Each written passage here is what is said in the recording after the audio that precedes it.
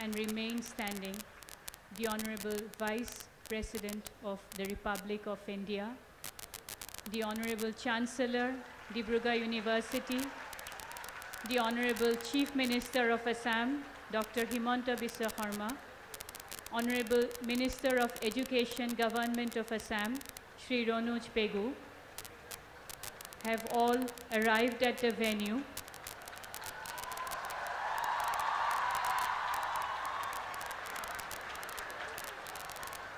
Requesting all of you to please stand up for the national anthem to be played in band.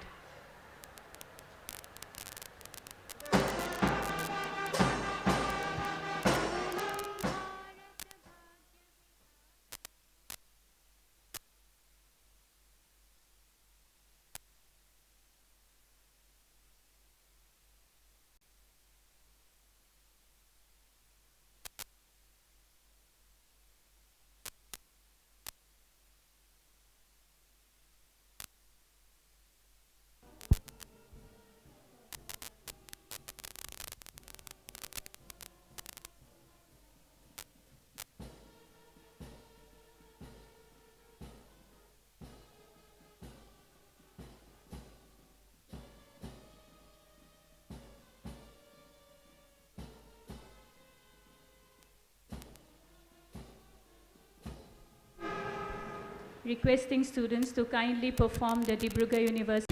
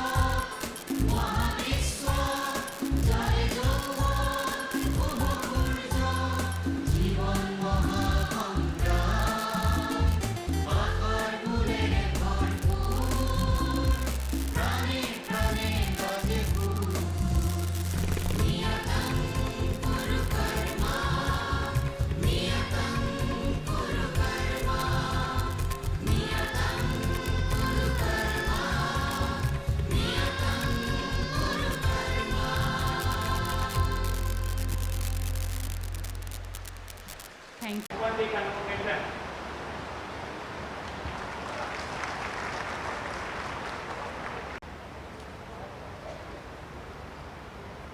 मैं कुलपति डिब्रूगढ़ विश्वविद्यालय के उपकुलपति को स्वागत करें।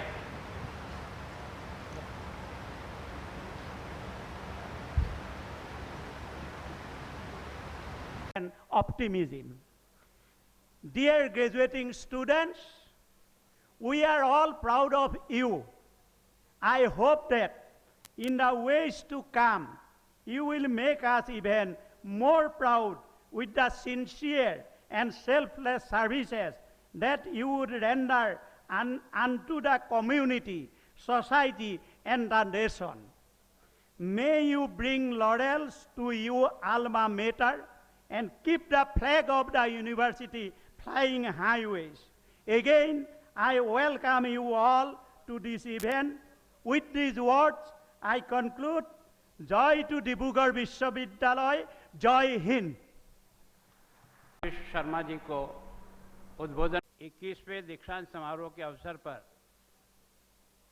आज अतिथियों का भी और आप सबका भी प्रकृति ने भी स्वागत किया है, उसके लिए प्रकृति का भी बहुत बहुत आभार और धन्यवाद।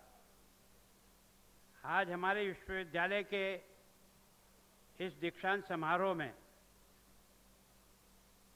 मंच पर विराजमान माननीय उपराष्ट्रपति और हमारे इस कार्यक्रम के मुख्य अतिथि आदरणीय जगदीश धनखड़ जी, आदरणीय श्रीमती धनखड़ जी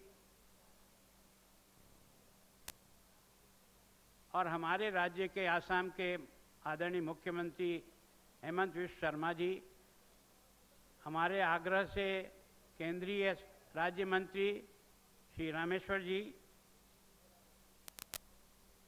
हमारे विश्वविद्यालय के कुलपति प्रोफेसर जितेंद्र हजारिका जी, समस्त विभागों के अधिष्ठातागण, आज के समारोह में बीएससी और डिलिट उपाधि प्राप्त करने वाले सभी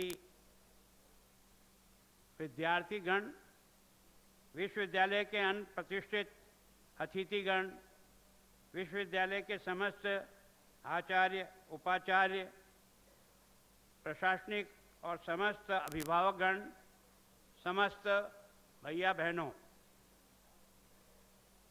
ये इस विश्वविद्यालय का सौभाग्य है कि उत्तर पूर्वी अति प्राचीन लगभग 57 वर्ष पूरा हो गया।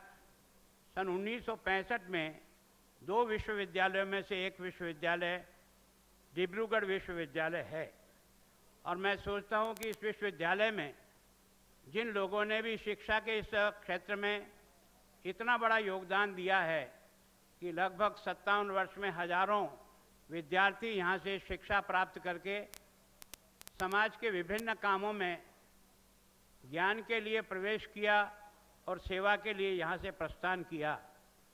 यह सौभाग्य जिन गुरुओं को भी मिला, आज मैं उन सबको भी अपनी ओर से उनकी सेवाओं के लिए उनको बहुत बहुत बधाई देता हूँ। उनको बहुत बहुत ये मेरा और आपका और विश्वविद्यालय का सौभाग्य है कि आदरणीय उपराष्ट्रपति जी से निवेदन किया कि आप इस दीक्षांत समारोह में पधारकर हमारे विद्यार्थियों को भी और डिब्रूगढ़ के निवासियों को भी आपका आशीर्वाद प्राप्त हो। आपने स्वीकार किया और आज हमारे बीच में उपस्थित हैं।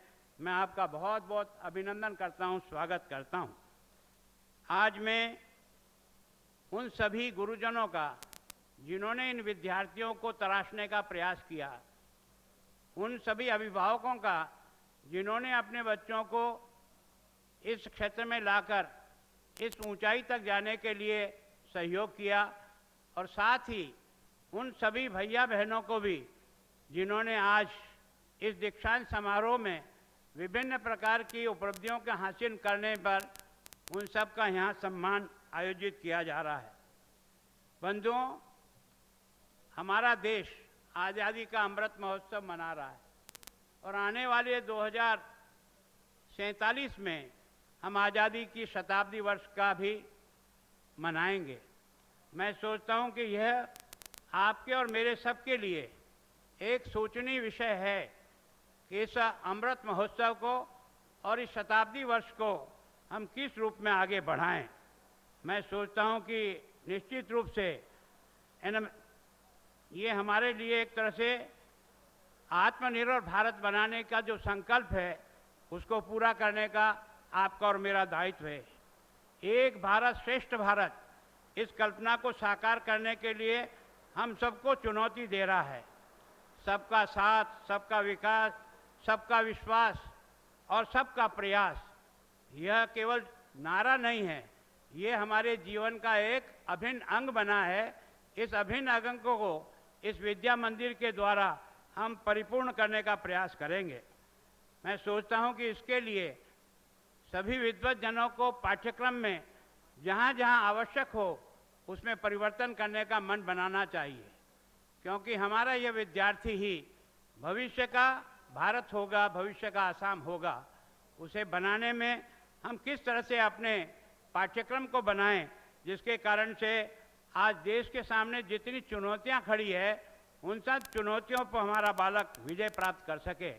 अभी मुख्यमंत्री जी ने भी कहा है कि जब हमें आत्मनिर्भर भारत बनाना है तो हम केवल नौकरी प्राप्त करने वाले लोगों की फैक्ट्री नहीं हैं, हम वास्तव में लोगों को काम दे करके इतनी बड़ी जनसंख्या को उसके पैरों पर है ना खड़ा करने का एक हमारा संकल्प है। लोकल फॉर वोकल के बारे में जो हमारा प्रधानमंत्री जी का जो नारा है उसे साकार करने के लिए हमारे ये सभी विद्यार्थी भाई बहन इस और आगे बढ़ने का प्रयत्न करेंगे। मैं सोचता हूं कि हमें केवल शिक्षित बालक नहीं बनाना है। मैं सोचता हूं कि भारत की परंपरा यह रही है कि हमने मानसिक दृष्टि से, शारीरिक दृष्टि से और आध्यात्मिक दृष्टि से अपने बच्चों को तैयार किया है। आदरणीय बंधुओं, यह खुशी की बात है कि डिब्रूगढ़ विश्वविद्यालय और उसके संबद्ध कॉलेजों ने 4 वर्षीय स्नातक पाठ्यक्रम की शुरुआत माध्यम से राष्ट्रीय शिक्षा नीति 2020 के क्रियान्वित की प्रक्रिया शुरू कर दी है। इसके लिए पाठ्यक्रम पहले ही तैयार किया जा चुका है और इसे अकादमिक परिषद द्वारा अनुमोदित भी किया गया था। हाल ही में वैश्विक मंच पर विश्वविद्यालय की ओर से अधिक विश्वसनीयता मिली है, जबकि डिब्रूगढ़ विश्वविद्यालय G20 विश्वविद्यालय कनेक्ट कार्यक्रम की मेजबानी और भाग लेने के लिए देश के उच्च शिक्षा चुनिंदा 69 संस्थानों में से एक था, जिसका आदर्श वाक्य एक पृथ्वी, एक परिवार, एक भविष्य है, जो हमारे भारतीय मूल्यों और परंपरा के अनुरूप वसुदेव कुटुंबकम की भावना का आत्मसात करता है। नई शिक्षा नीति 2020 शिक्षार्थियों के बीच न केवल विचार में बल्कि भावना, बुद्धि, कर्मों में भी भारतीय होने के साथ साथ ज्ञान, कौशल, मूल्य और स्वास्थ्य को विकसित करने के लिए एक आंतरिक गर्व की अनुभूति कराती है। प्राचीन भारत में शिक्षा का उद्देश्य केवल ज्ञान का अर्जन नहीं था, बल्कि स्वयं को पूर्ण अनुभूति और मुक्ति भी केंद्र में थी। तक्षशिला, नालंदा, विक्रमाशील, वल्लभ जी जैसे प्राचीन भारतीय विश्वविद्यालय या संस्थाओं ने विविध विद्याओं में एवं विषयों में शिक्षण और अनुसंधान के उच्चतम मानकों को स्थापित किया और दुनिया भर के विद्वानों और छात्रों को मेजबानी की। यह महत्वपूर्ण है कि हम इस परंपरा और विरासत का सम्मान करें और उसके प्रचार प्रसार की दिशा में काम करें। मुझे आपको ये सूचित करते हुए गर्व महसूस कर रहा हूँ कि डिब्रूगढ़ विश्वविद्यालय के भारतीय ज्ञान प्रणाली के ढांचे पर भारत की शिक्षा प्रणाली को पुनः स्थापित करने के उद्देश्य से भारतीय ज्ञान प्रणाली केंद्र की भी स्थापना की है। बंधुओं, मेरी ओर से विशेष आज की तारीख में मैं आपसे विशेष रूप से निवेदन करना चाहता हूँ। आर्थिक दृष्टि से भारत आज दुनिया का 5वां स्थान प्राप्त कर चुका है। आपको और मेरे को कितना आनंद का अनुभव होता है कि जिस इंग्लैंड ने, जिसने हम 200 वर्षों तक हम पर राज किया, हमने उसको भी पीछे छोड़ करके अपना 5वां स्थान प्राप्त किया है। ये आपके और मेरे लिए गौरव का अनुभव होती है। मैं आप सबसे ये प्रार्थना करता हूँ कि हम इस विद्या मंदिर के द्वारा जिन छात्रों को तराश रहे हैं, वो छात्र और देश की जनता मिल करके आने वाले समय में जब हम शताब्दी वर्ष करें तो उस समय भारत दुनिया का नंबर 1 का आर्थिक दृष्टि से संपन्न राष्ट्र बने। ये आपको और मुझे सब लोगों को एक तरह से चुनौती दे रहा है।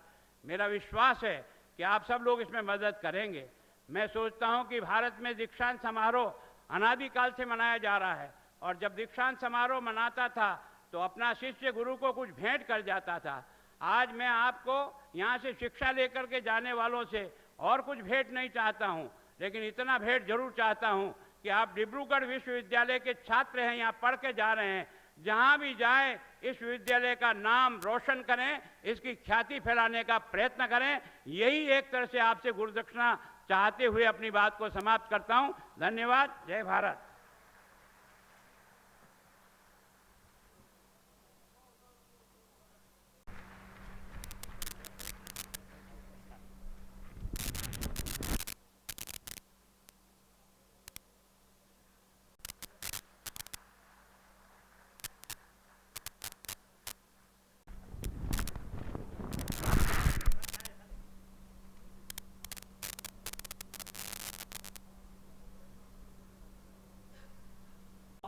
philosophy and master of philosophy, a change you to be worthy of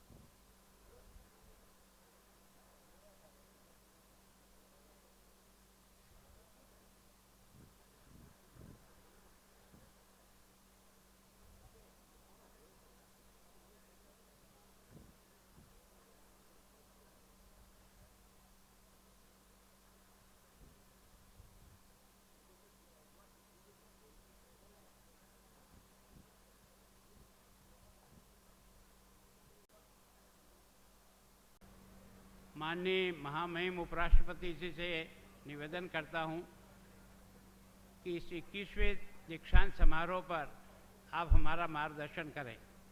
For having graced this occasion this morning along with Madam Dhankar, and we will definitely address. We are also sincerely grateful for the presence of the Honorable Chief Minister of Assam, Dr. Himanta Biswa Sarma sir, for having you. We are sincerely grateful to Shri Jagdeep Dhankar sir, Honorable Vice President, Republic of India, Madam Dhankar, Honorable Chief Minister of Assam, Dr. Himanta Biswa Sarma, for having been with us this morning and having graced this occasion as the guest of honor. Thank you very much, sir. And I would once again request